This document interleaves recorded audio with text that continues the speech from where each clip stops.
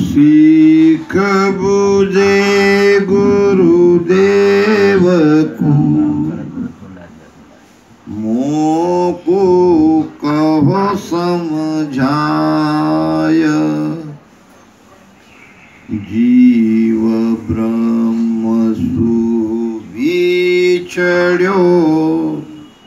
किस कारण जन राय। किस कारण जन राय काय आयो जग माई। भोल पकान रिसाय कण माया रसताई। अब तल पे ब्रह्मलोक को, कहो किस कारण आय। सीख बुझे गुरुदेव को, मोको कहो समझाय। सीख बुझे गुरुदेव को, सीखना शिष्य,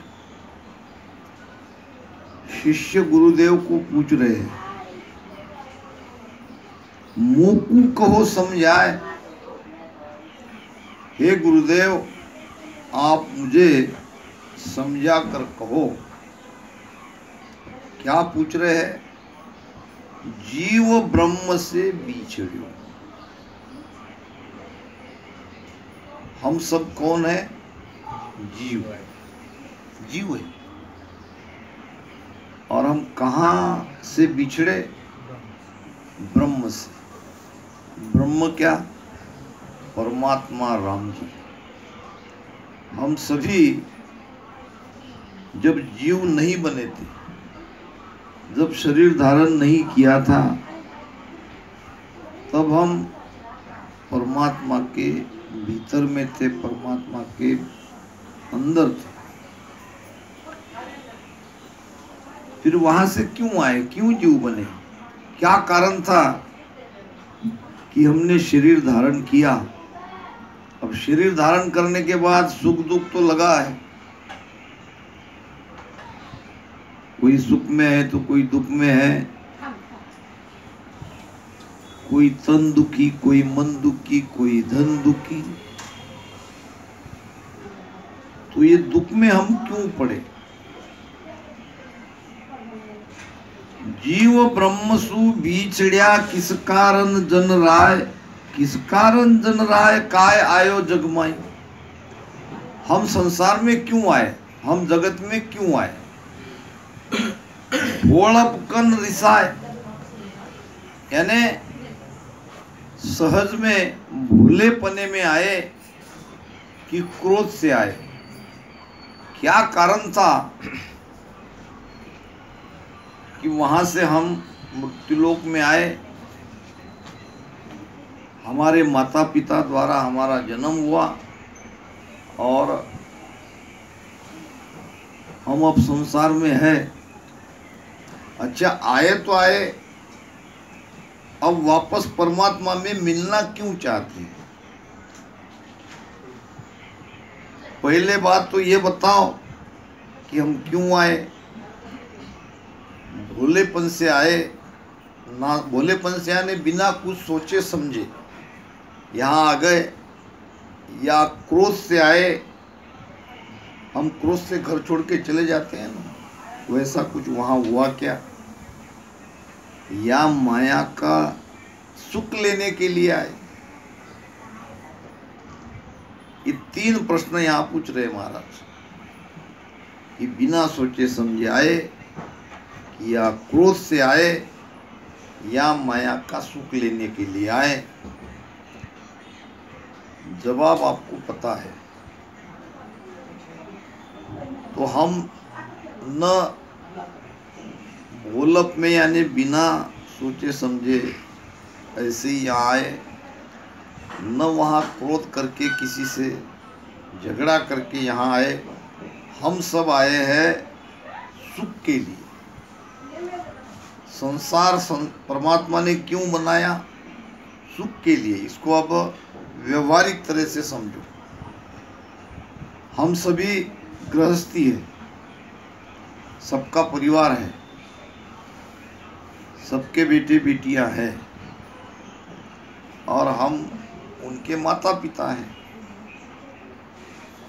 जैसे हमारे माता पिता ने हमारे बारे में सोचा, वैसे ही हम अपने बच्चों के बारे में सोचते हैं।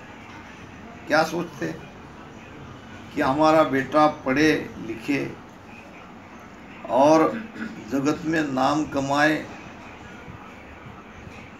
सुख से रहे, उसका अच्छा सा मकान हो, उसके पास थोड़ी ज़मीन जायदाद हो, उसके पास पैसा हो, सारी सुविधा उसके पास हो।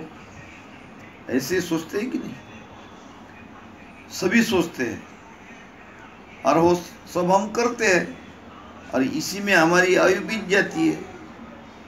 करते करते करते कब हम बूढ़े हो जाते हैं ये पता नहीं चलता। वास्तव में इंसान अपने लिए कम जीता है, अपने परिवार के लिए ज़्यादा जीता है। कहते हैं कि ये 100 साल की उम्र हमको नहीं मिली थी। भगवान ने सबको 25-25 वर्ष की आयु दी थी, मगर इंसान ये तो दिमाग वाला है। अपना दिमाग चलाया, भगवान के सामने कहा कि भगवान 25 वर्ष की आयु बहुत कम है, इसमें क्या होगा? तो भगवान ने कहा दे दिया, सबको बराबर मैंने बांट दिया। 25 वर्ष ही काफ़ी है, इसमें सारा सुख तुम लो लो और वापस आ जाओ। इंसान नहीं माना। अब वो परमात्मा से प्रार्थना कर रहा था कि हमारी आयु बढ़ाओ।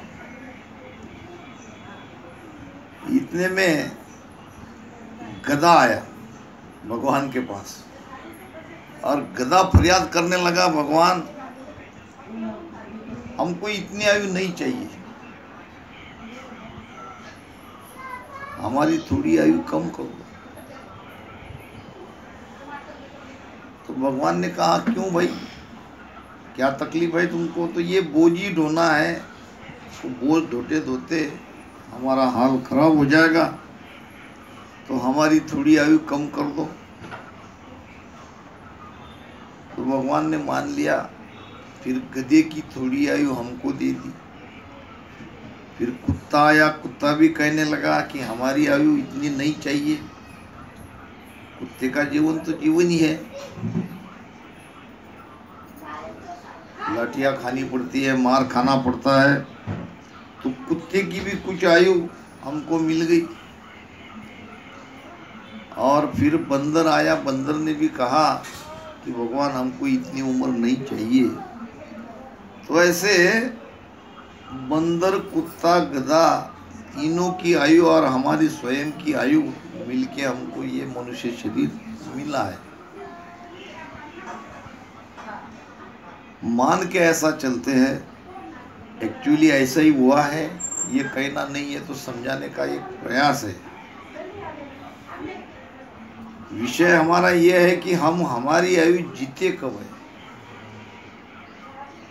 बचपन से लेकर जब जवानी तक आते हैं तो हम हमारे माता पिता के सहारे रहते हैं। कोई टेंशन नहीं, कोई फिक्र नहीं, चिंता नहीं। माता पिता कमाते हैं और हम बिना टेंशन के जीते हैं, पढ़ते हैं, सब कुछ करते हैं। असली जीवन तो तब शुरू होता है जब हमारी शादी होती है। शादी होने के बाद जिम्मेदारी बढ़ती है, जिम्मेदारी बढ़ती है तो फिर बच्चे होते हैं, तो फिर बच्चे के लिए हमको जीना पड़ता है। इसको कहते हैं संसार का बोझ ढोना।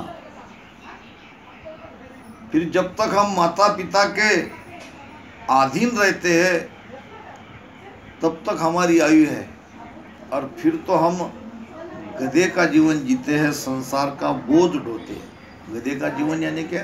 संसार का बोझ ढोना है, ये लाओ वो लाओ, ये करो वो करो। ये ऐसे करते करते करते कब बूढ़े हो जाते हैं पता नहीं चलता। 50 की आयु होते ही फिर समझ में आता है कि अब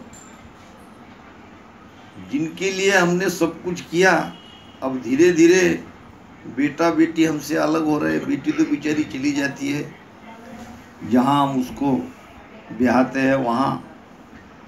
बेटा भी निकल जाता है अपनी पत्नी को लेके, वो अपनी जिंदगी जीता है।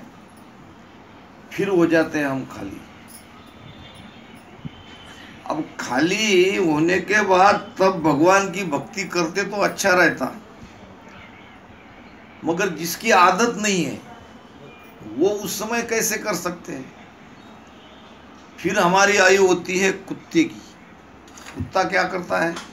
रखवाली करता है।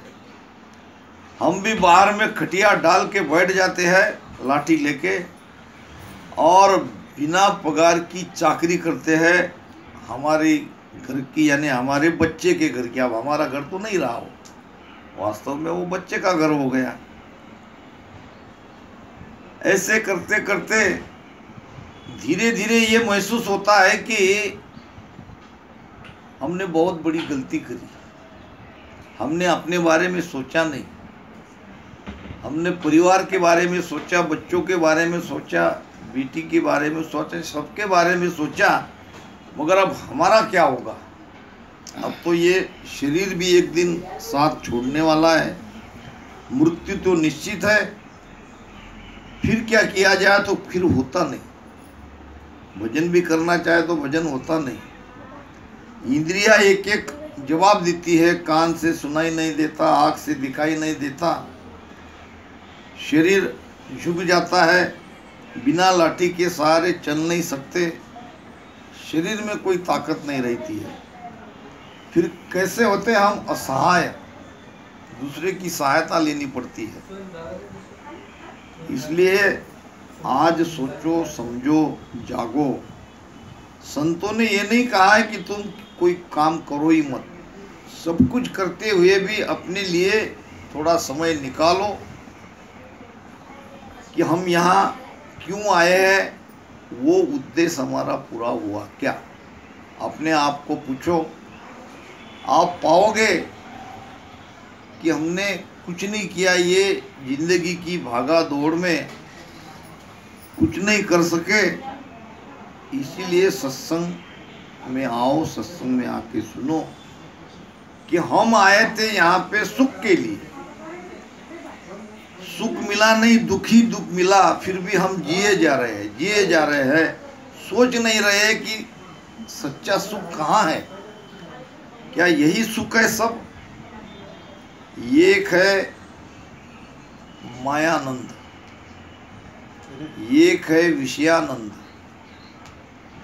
एक है ब्रह्मानंद, और एक है सत्स्वरूप का आनंद। मायानंद क्या है? माया जब आती है, धन पैसा लक्ष्मी आती है तो सुख मिलता है। तो जैसे वो आती है वैसे वो चली भी जाती है। कहते हैं कि लक्ष्मी के दो पांव हैं। लक्ष्मी जब आती है तो दोनों पैर से ही आती है,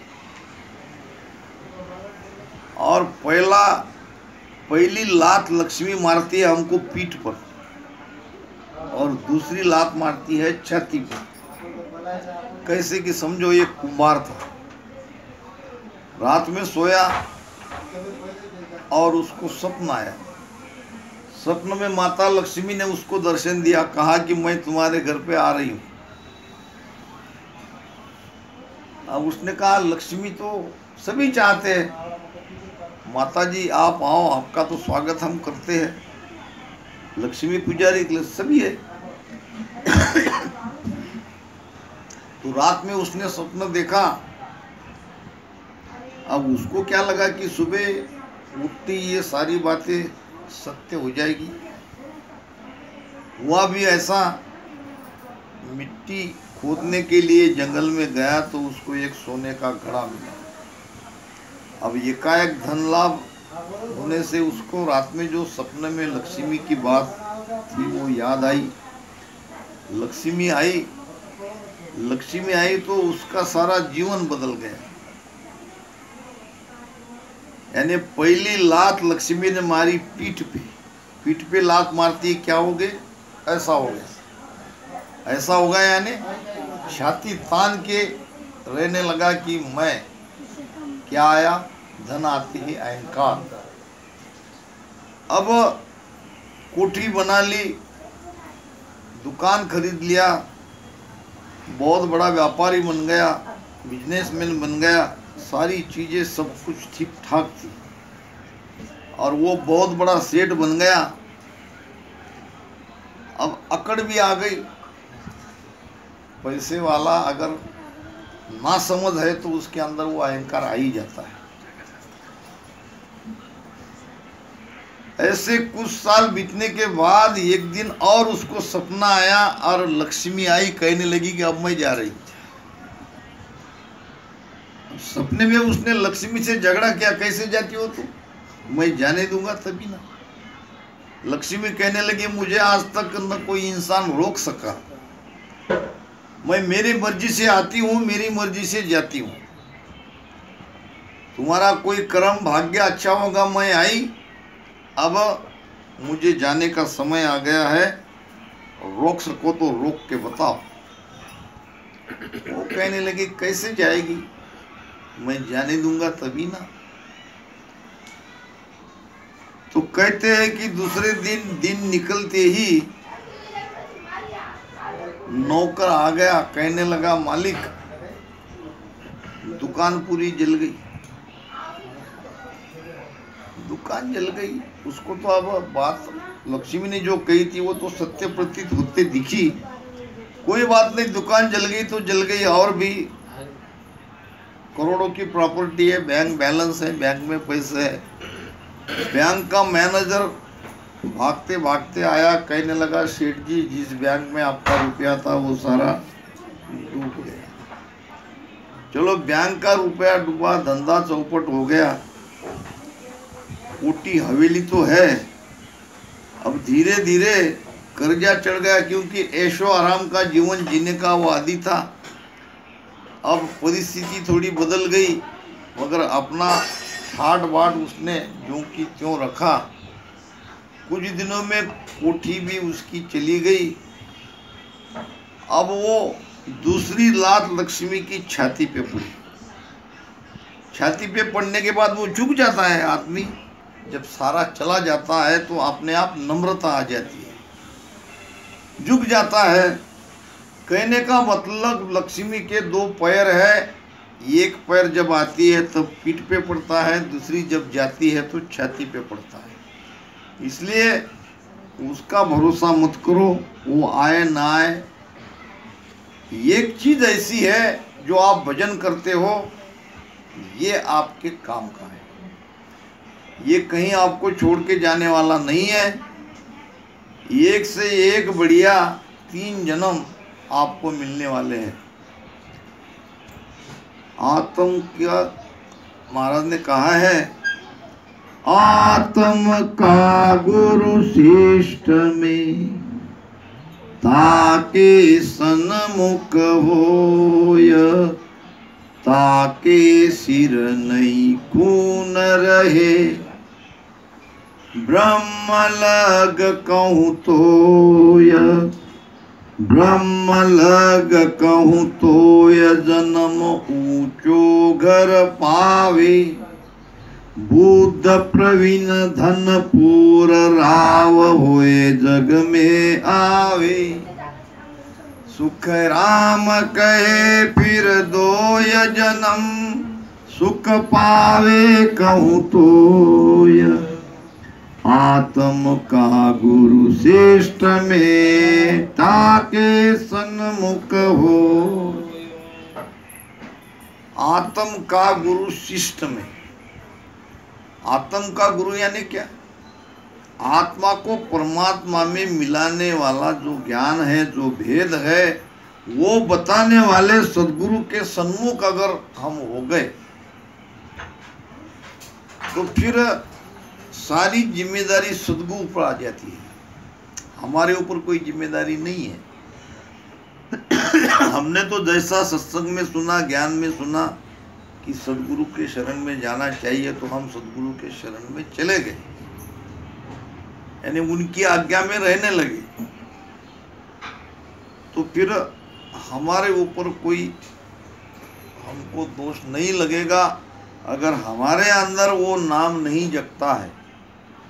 हम भजन करने के लिए तैयार है, जैसा बताया वैसा हम कर भी रहे हैं, फिर भी हमारे अंदर वो कुदरत कला नहीं जगती है, वो नाम नहीं जगता है, तो ये गुरु पर जाता है बात। हम निर्दोष हो गए। मगर गुरु भी है कि वो तो आपके अंदर वो नाम जागृत कराएंगे ही कराएंगे। साचा सतगुरु शीश को कर ले आप समान। जो सच्चे सदगुरु है वो शिष्य को अपने समान कर लेते, उसके घट में नाम की जागृति करा देते, उनकी सुरती शब्द का मेल करा देते हैं। फिर शब्द जगने के बाद क्या होता है? शब्द जगने के बाद आप उस देश में जाओगे जहाँ आनंद ही आनंद है, जहाँ सुख ही सुख है। ये देश कोई मरने के बाद मिलने वाला नहीं है, ये अभी मिलेगा, यही इसी जन्म में। जीते जी हमको उस देश में जाना है, मरने के बाद वहाँ से कोई बताएगा नहीं कि हम मृत्युलोक में मनुष्य थे, तब हमने राम राम भजन किया था, सांसों सांस में भक्ति करी थी, अब हम अमरलोक में पहुँच गए, आनंद लोक में है। अब वहाँ से कोई आपको आके बताएगा नहीं। यही सारी स्थिति अनुकूल हो जाती है। हमारे भाग्य में अगर सुख नहीं भी है, दुख ही दुख है, फिर भी हम ऐसे एक जीवन ऐसे तरीके से जीते हैं कि हमें आनंद ही आनंद मिले। आनंद का धन का कोई संबंध नहीं है, पैसा और आनंद का कोई संबंध नहीं है। आनंद का संबंध है संतोष से। तो हमारे अंदर आता है संतोष, और संतोष के साथ हमारी आयु हम व्यतीत करते हैं। एक बात मैं यहाँ पे दावे के साथ, गारंटी के साथ अपने अनुभव से बोलता हूँ, आपके प्रयत्न से आप जो भी कुछ करना चाहोगे ये होगा नहीं होगा कह नहीं सकते। मगर ये गुरु भक्ति में रह के, भजन सुमिरन करके, सत्संगी बन के, जो भी आपके मन में है वो सारी चीजें बहुत कम मेहनत से आपको मिलती दिखाई देगी। जैसा कि उदाहरण, सबको लगता है कि अपना बच्चा सुख में रहना चाहिए, तो उसके लिए हम उसको अलग अलग तरीके से पढ़ाते हैं। बच्ची के बारे में सोचते हैं कि बच्ची अच्छी हो जाए, बड़ी हो जाए, उसकी शादी भी अच्छे परिवार में हो जाए, तो इसके लिए हम सब कोशिश करते हैं। तो मैं ये कहता हूँ कि तुम इसमें ज़्यादा गहरे जाओ, भक्ति में और गहरे से जाओ, रात दिन भक्ति का ही चिंतन करो, नाम की ही चिंतन करो, आपके सारे काम ये अपने आप हो जाएंगे। जो आप सोच रहे हो उससे भी ज़्यादा आपको उसका लाभ मिलेगा। कौन करता है, कैसे करता है, ये नहीं पता, मगर ये चीज़ें होती है, क्योंकि ये भक्ति का संबंध है सुख से, ये भक्ति का संबंध है आनंद से। और आनंद मिलेगा क्योंकि आपके साथ सदगुरु की एक अदृश्य शक्ति वो सारा काम करती है। ये कोई रिद्धि सीधी जादू टूनी की बात नहीं है, वो गुरु का बल, सदगुरु की शक्ति हमारे पीछे रहती है। एक तो हमारे हाथ से कोई बुरे काम होते नहीं, न बुरे विचार आते हैं, न बुरे काम होते हैं, न किसी के बारे में हम बुरा सोचते हैं। तो अपने आप ये सारी चीज़ें हमारे अंदर से जाने के बाद तो भीतर में प्रेम संतोष आनंद तो रहेगा। रही अपने परिवार की बात तो सब कुछ आराम से चलता है। नहीं तो देख लो, आप जब रामश्री नहीं थे तब का जीवन देखो और आज रामश्री बनने के बाद आपका जीवन देखो, आपको दोनों जीवन में जमीन आसमान का अंतर, ये फर्क साफ दिखाई देता है। तो हम आए हैं सुख के लिए। अगर सुख नहीं मिल रहा है तो हमारा काम है कि हम कहाँ गलत हो गए, क्यों नहीं हमको आनंद आ रहा है, क्यों नहीं सुख आ रहा है। तो इसके लिए सत्संग में जाना पड़ेगा। महाराज कहते हैं, संगत बिन तिरियो नहीं, ना सुधर्यो जग माय। डूब्यो सोई सुख राम कहे, कुसंगत में जाय। सत्संग के बिना उद्धार नहीं, संगत बिन तिरियो नहीं। तिरने का मतलब है भवसागर से पार होना। ये काम क्रोध लोभ मोह अहंकार, यही है भवसागर। इससे पार होने के लिए आपको नित्य सत्संग की आवश्यकता है। संगत बिन तिरियो नहीं, ना सुधरियो जगमाए। जगत में रहना है, संसार में रहना है, तो संसार में अच्छे से रहना है। अच्छे से रहने के लिए भी सत्संगी बहुत बड़ा एक हमारे जीवन का आधार बनती है। सत्संग में होता क्या है? सत्संग में सद्गुरु का ज्ञान मिलता है। सद्गुरु के उपदेश से धीरे धीरे हमें यह समझ में आती है। पहले तो कुछ समझ में ही नहीं आता, ये क्या है, क्यों कर रहे, क्यों भजन करना। मगर धीरे धीरे जब उसमें हम सत्संग करते हैं, महाराज कहते हैं कि जू निस्दिन जू सत्संगत होई, पांचू अंग पलटे सोई। धीरे धीरे हमारे सारे स्वभाव, सारे लक्षण ये पलटने लगते हैं, इसमें बदलाव होता है। तो डूब्यो सोई सुख राम कहे, कुसंगत में जाए। देख लो आप, कुसंगत जिसने करी है उसका सर्वनाश हुआ है। हमारे बच्चे बिगड़ते क्यों हैं? बच्चे तो बच्चे हैं, जैसा उनका संग मिलेगा वैसे वो उनके अंदर वो परिवर्तन होता रहेगा। तो दो बातें ध्यान में रखो। एक तो सत्संग करो अगर मिलती है, न मिलती है तो कम से कम अपने बच्चों को कुसंगत में मत जाने दो। कुसंगत में अगर गए तो फिर हाथ से निकल जाएगी बात। पौधा जब छोटा है तो उसको आप इधर उधर कहीं भी मोड़ सकते हो। जब वो एक पेड़ बन जाता है तो फिर आपसे हिलेगा नहीं, आप कुछ नहीं कर सकते, फिर आपको पछताना पड़ेगा। तो इसलिए सत्संग ही जीवन में सुधार ला सकती है, सत्संग ही जीवन में आनंद ला सकती है। सत्संग के बिना जीवन वास्तविक जीवन नहीं है। महाराज कहते हैं कि मूढ़ मूर्ख को जीव रे, सुने न समझे आए। जन सुखिया जुग सुख में, जन्म गवावे जाए। इतना अच्छा जन्म किसके लिए मिला है, क्यों हम आए हैं, ये तो सत्संग में ही हमको समझ में आएगा। इसलिए जो अज्ञानी जीव है, जो नासमझ है, वो तो न सत्संग में आता है और न सत्संग सुनता है।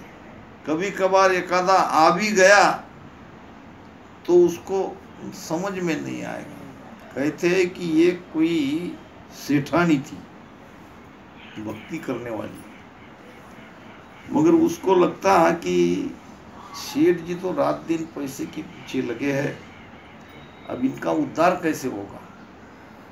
हमेशा उसके पीछे पड़े रहती कि सेठ जी कभी कभी सत्संग भी सुनने आया करो। सेठ जी कहते कि देख लेंगे, अभी पैसा कमाने दो, तुम जाओ, मुझे फुर्सत मिलेगी तो मैं जाऊंगा, ऐसा कह के टाल देते थे। एक दिन गांव में गुरु महाराज आए और सत्संग का आयोजन हुआ। सेठानी ने जिद पकड़ ली, सुबह से अपने पतिदेव को कहने लगी आज तो तुमको जाना ही पड़ेगा, आज मैं तुम्हारी नहीं सुनूंगी। अब पत्नी के बार बार आग्रह करने से सेठ जी ने भी कही जाए कि चलो भाई आज तुम्हारी बात को मान लेते हैं। अब आए सेठ जी संगत में आए तो सत्संग वाले वहां रहते हैं, सेवा करने वाले सेवादार लोग। आते ही उन्होंने उनका स्वागत किया, सेठ जी आइए, सेठ जी आइए। सेठ जी को बड़ा अच्छा लगा। मैं तो समझ रहा था कि सत्संग में कोई देखने वाला नहीं, यहाँ तो आइए कहते लोग, तो स्वागत कर रहे हैं। आगे गए तो वहां के सेवादार थे, वो कहा सेठ जी बैठिए। अब सेठ जी बैठ गए। अब सत्संग प्रारंभ हो गई। बैठे बैठे थोड़ी देर में सेठ जी को नींद आ गई। अब सो गए तो कितनी देर सोए उसको पता ही नहीं चला। जब वो ज्ञान ही अंदर नहीं जाता है तो वो तो आदमी सोएगा ही। फिर उसके कान पे आवाज आई, सेठ जी जाइए। देखा इधर उधर है, मैं कहा?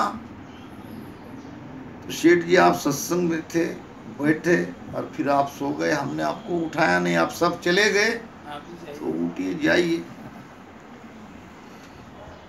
अब पत्नी ने पूछा क्या सत्संग में गए थे? हाँ।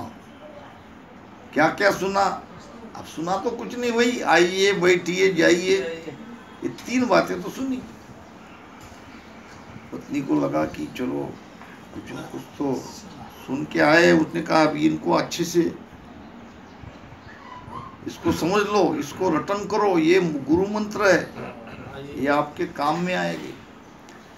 सेठ जी ने कहा ठीक है। तो फिर वो अपने मन से कहने लगे आइए बैठिए जाइए, आइए बैठिए जाइए। रात में सेठ जी को अब सोते सोते वो मंत्र का पाठ करने लगे, आइए बैठिए जाइए। अब रात में आया चोर। अब चोर बाहर से आया तो सेठ जी अपने बड़बड़ा रहे थे, आइए। अब सेठ जी को लगा कि इसने मुझे देख लिया। चोर चुपके से नीचे बैठ गया तो सेठ जी कहने लगे बैठिए। अब चोर को लगा ये तो देख लिया इसने, अब मामला गड़बड़ है। चुपके से चोर उठ के बाहर जाने लगा तो सेठ जी कहने लगे जाइए। अब ये तो अपने इसमें बड़बड़ा रहे थे, मगर चोर को लगा कि इसने मुझे देख लिया, अब ये पुलिस को बता देगा और बखेड़ा खड़ा कर देगा। वापस आया चोर, सेठ जी माफ करिए, मैंने तो आपका कुछ चुराया नहीं, और आपने जो कुछ भी देखा ये सब भूल जाइए, मेरे पास इतने पैसे हैं, ये सब पैसे लगे। सेठ जी के चरणों में सारा माल उसने रख दिया, सेठ जी माफ करिए, और निकल गया। सेठ जी ने देखा ये तो मंत्र पहले ही दिन सिद्ध हो गया, इतना सारा धन पहले ही दिन मिल गया। पत्नी आई, देखा पैसा पड़ा है, सेठ जी पैसे कैसे? ये तो मंत्र का प्रताप है। पत्नी ने कहा सेठ जी झूठे मंत्र के प्रताप से सच्चा चोर आपके शरण में आ गया। झूठे मंत्र के प्रताप से सच्चा चोर शरण में आ गया, अपना धन यहाँ छोड़ के चला गया। जब सच्चे मंत्र का जाप करोगे तो भीतर के चोर भी आपके शरण में आ जाएंगे। हमारे भीतर भी तो चोर है, काम क्रोध लोभ मोह अहंकार, चोरी तो है। ये चोर शरण में क्यों नहीं आएंगे? जब झूठे मंत्र से सच्चा चोर शरण में आता है तो सच्चे मंत्र से भीतर के चोर शरण में क्यों नहीं आएंगे? तो सत्संग